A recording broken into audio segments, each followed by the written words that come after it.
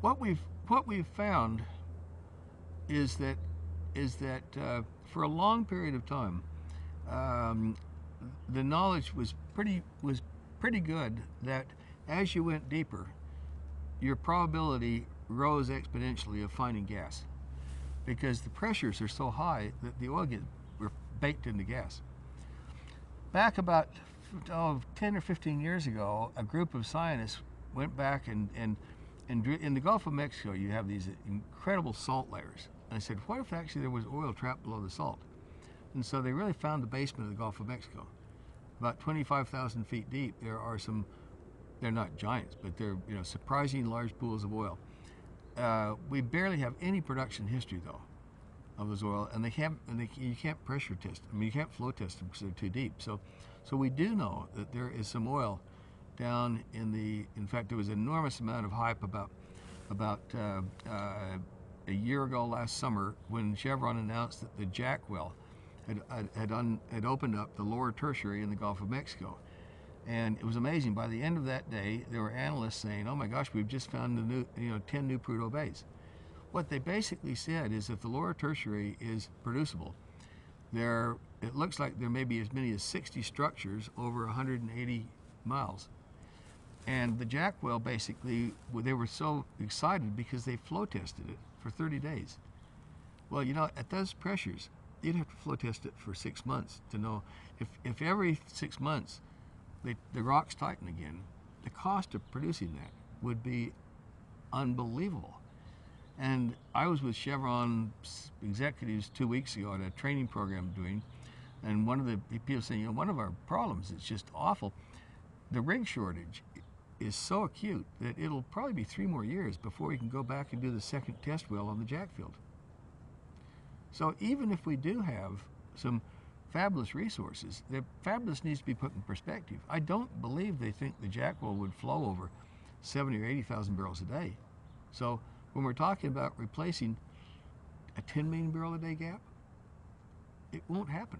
The optimists point to the United States of America and say that we have now that 2/3 of the wells drilled in the world have been drilled in the United States. And I'm not quite sure that's exactly the number, but it's in magnitude, that's right. And if we basically just created, if you put 5,000 drilling rigs in Saudi Arabia, then they could probably triple our output. Well, we had 1,000 rigs running in the United States, mostly for oil, in 1970 when we peaked. And by 1981, we had 4,500 rigs running, mostly drilling for oil, and our oil production fell from 10.1 to 6.9.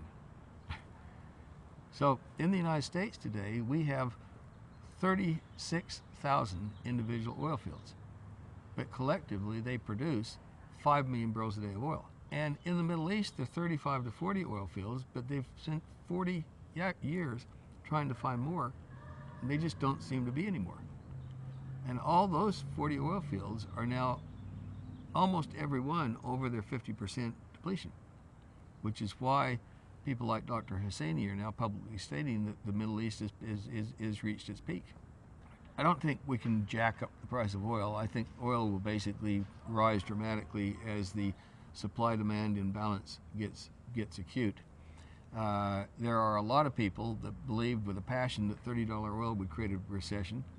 It obviously didn't. There are a lot of people that say that they thought that $70 oil could never be sustained. It obviously didn't make a dent. There are an enormous amount of people that can't believe that we're kind of hovering around $90 a barrel. And then I basically just observed $90 a barrel is 13 cents a cup. It's cheap. I think prices will go up. I think it was a tragedy they stayed so low for so long. We used up our finest oil for free. I also think that wellhead revenues are going to be astonishing. Then the question becomes, how are they reinvested? And if we use the wellhead revenues, if the Middle East, the leadership of the Middle East, aren't inherently all evil people, they just never had enough money to address creating a middle class.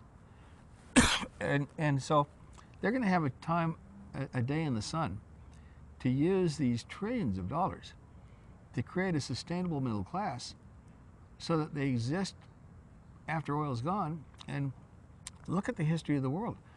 I mean, how many years did Ireland and North Ireland fight? A long time. They brought pharmaceutical industry to Ireland, and it's now second wealthiest country in the OECD. And there's no fighting anymore.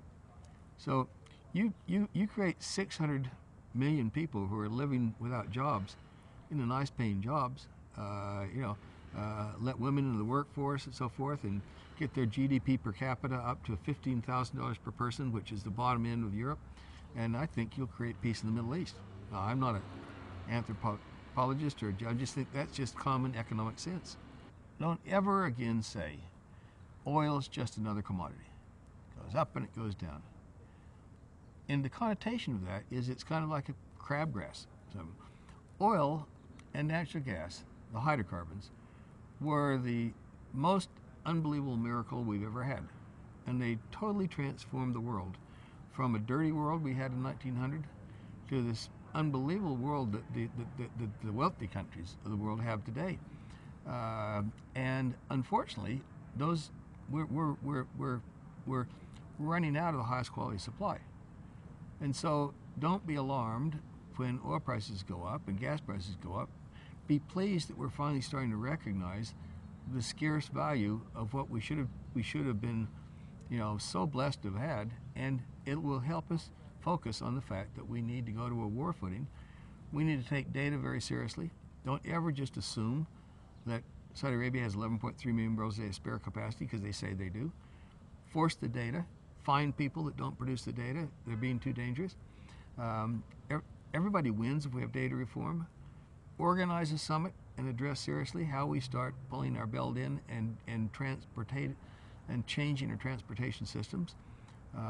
Invest in R&D across the board in every form of energy. Don't bet the ranch on they're going to work until they have actually been invented.